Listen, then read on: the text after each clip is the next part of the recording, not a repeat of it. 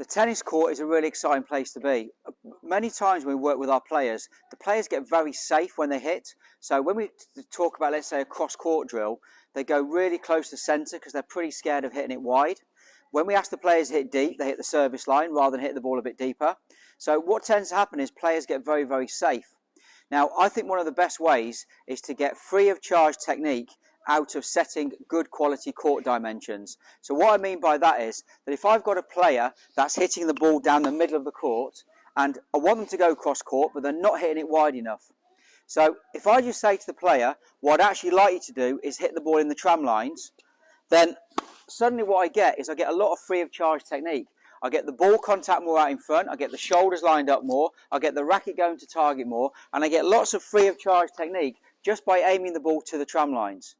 So that's one example where if we're going to do a cross-court drill and the players are very safe, why don't we rally tram line to tram line and actually get the players to really understand what width is all about. So that's from a width perspective. From a depth perspective, when you ask the players to hit the ball deep, they often hit the service line. So I actually think it's a really good idea when you're rallying with a player to actually set a target behind the baseline. Maybe you could even ask them to aim the ball and see if they can hit the ball into the ball basket.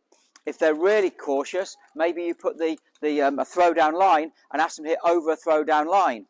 Again, if you actually do that with your players and you get them to hit the ball long, what you actually get is free of charge technique.